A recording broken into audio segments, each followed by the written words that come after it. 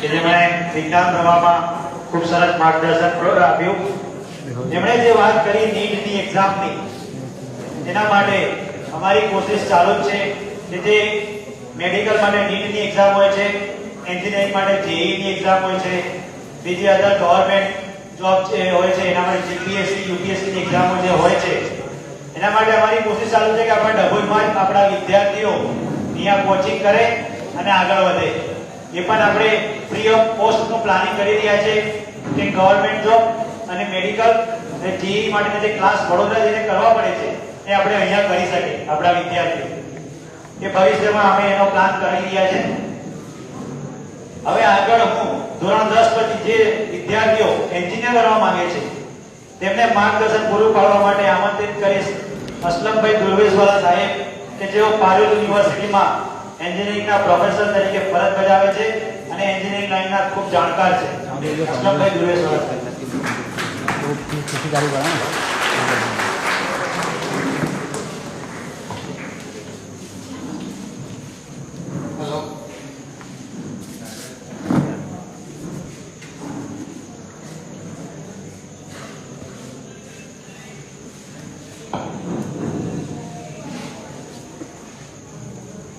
अस्सलाम वालेकुम।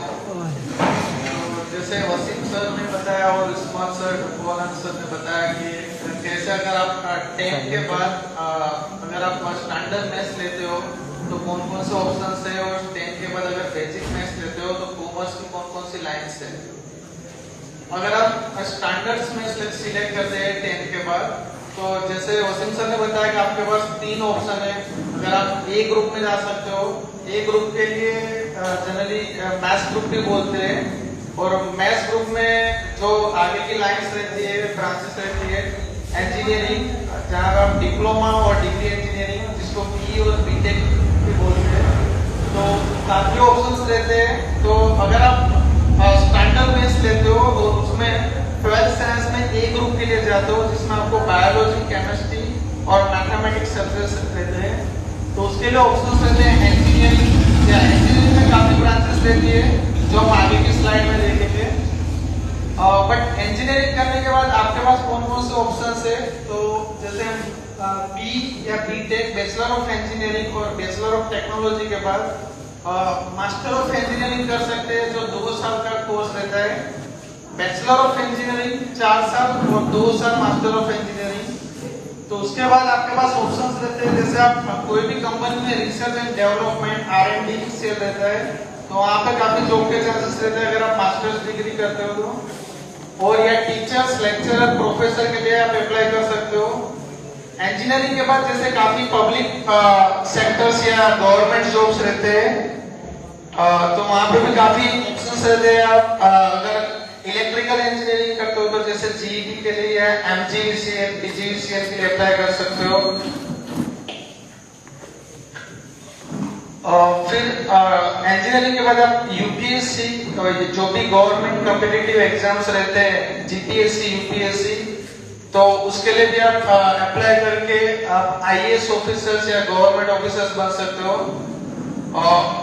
वैसे मैं मेनली यहाँ पे फोकस करूंगा इंजीनियरिंग फील्ड पे। वैसे समय ज्यादा नहीं है, मैं अपना स्पीच थोड़ा सा शॉर्ट में खत्म करूंगा क्योंकि आगे और भी स्पीकर्स है जो डिटेल में आपको बताएंगे। तो जैसे आप इंजीनियरिंग के बाद यूपीएससी, जीपीएससी के लिए अप्लाई कर सकते हो, या एयरफोर्स, नेवी या मरीन इंजीनियरिंग के भी ऑप्शंस रहते हैं। 12th साइंस के बाद अगर PCM means physics, chemistry, maths group के लिए, और आपके पास बीएससी के ऑप्शंस है। बीएससी के बाद आप 2 साल एमएससी कर सकते हो, मास्टर ऑफ साइंस। और बीएससी और एमएससी के लिए भी जैसे डब्बू वाला सर ने बताया कि काफी ऑप्शंस रहते हैं। BSc in microbiology, biotechnology, generally BSc के लिए पब्लिक को ऐसा हो कि BSc means BSc with chemistry, physics और मैथ्स।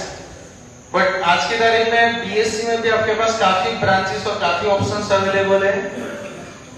बैचलर ऑफ फार्मेसी 4 साल का कोर्स है, तो फार्मेसी डिग्री के लिए आफ्टर दैट हम एमफार्म 2 साल मास्टर ऑफ फार्मेसी भी कर सकते हैं। आर्किटेक्चर जो 4 या 5 साल का कोर्स रहता है, और कोई भी अगर आपको बिल्डिंग्स या प्लानिंग करना है तो उसके लिए आर्किटेक्चर प्लानिंग या मैप चाहिए आपको।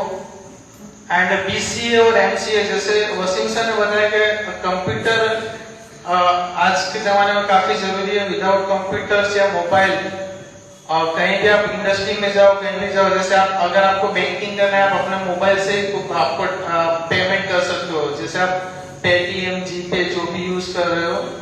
तो कंप्यूटर्स और जो भी सॉफ्टवेयर या इंजीनियरिंग है, कंप्यूटर इंजीनियरिंग, उसकी काफी डिमांड है आज की तारीख में। सो इंजीनियरिंग बार साइंस के बाद अगर आप पीसीबी ग्रुप लेते हो तो डफोला सर ने बताया कि एमबीबीएस, एमडी, एमएस जो भी बी ग्रुप के कोर्सेज है वो ऑलरेडी डिस्कस कर दिए है सर ने।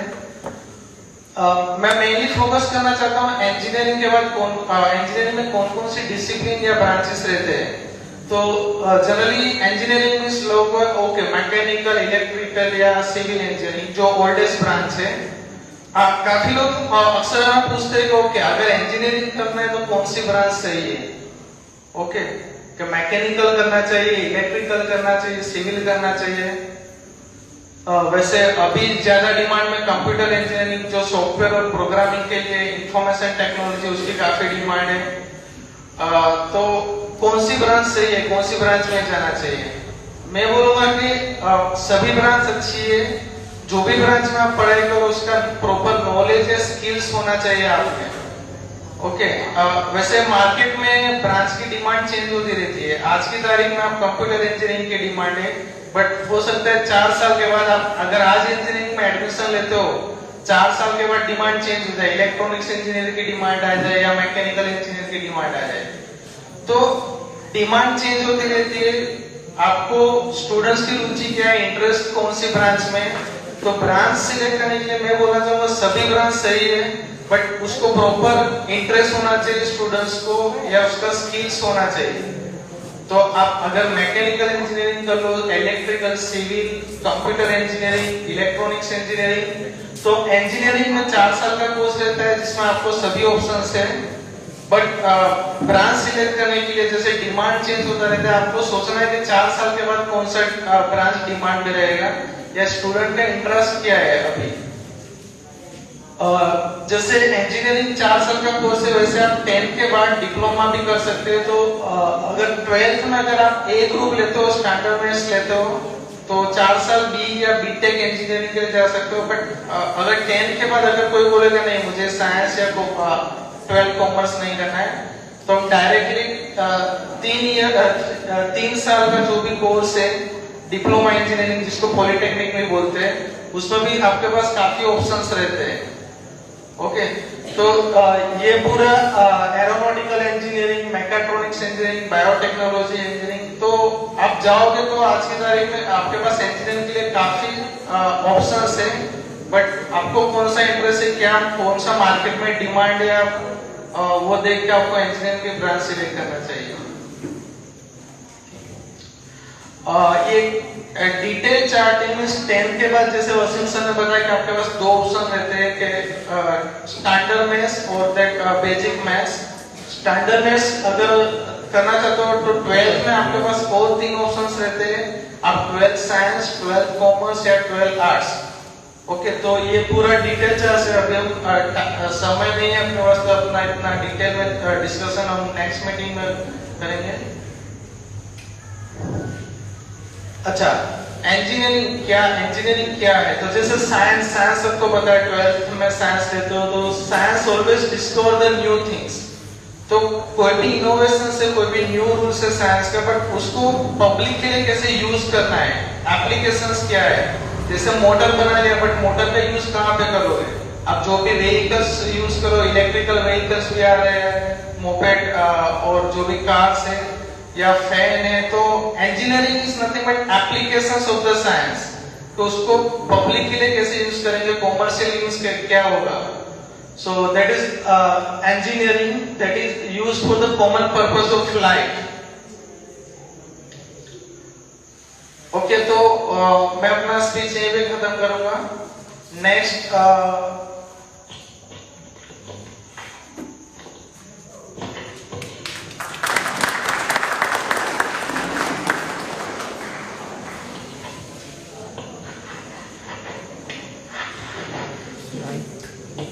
खूप खूप आभार।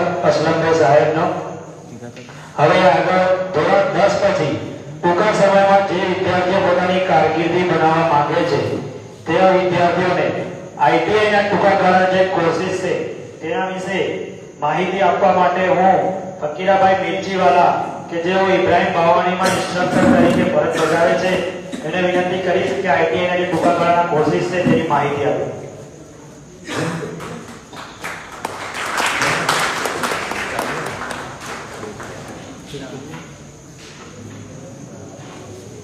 अस्सलामुअलैकुम।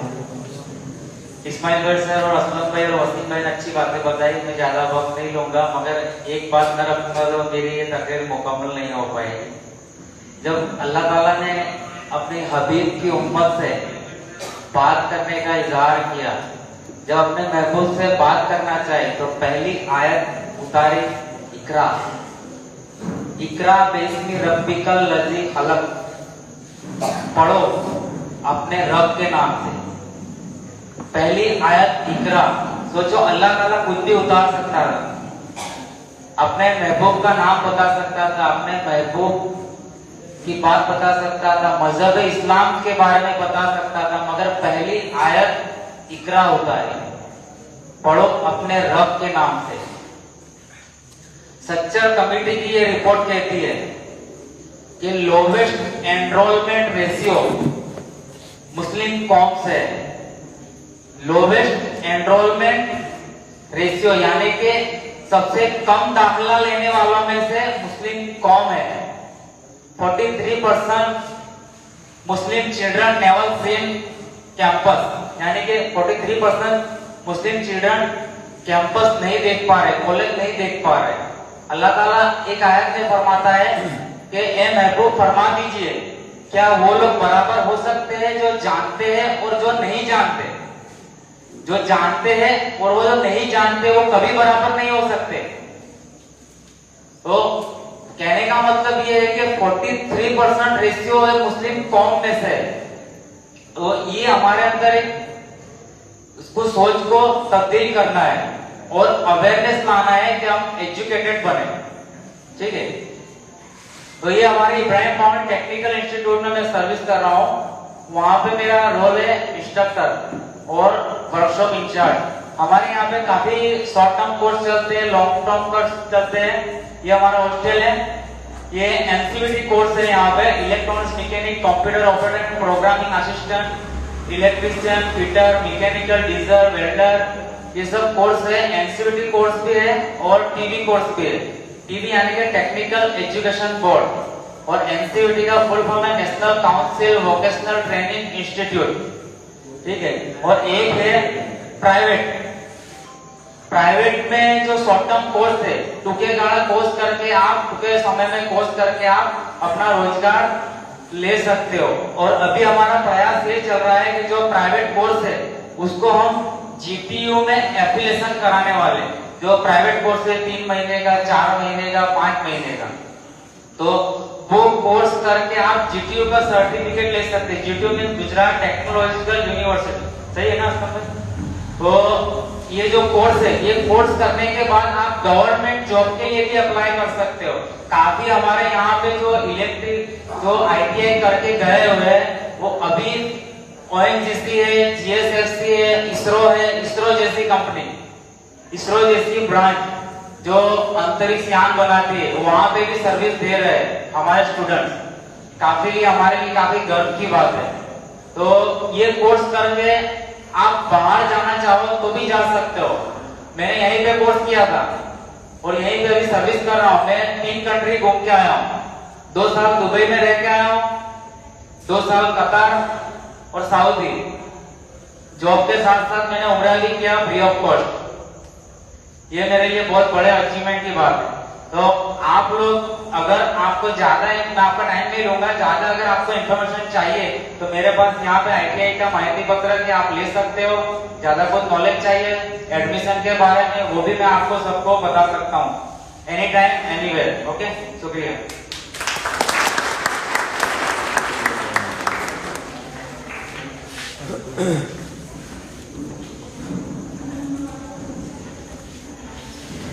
हेलो।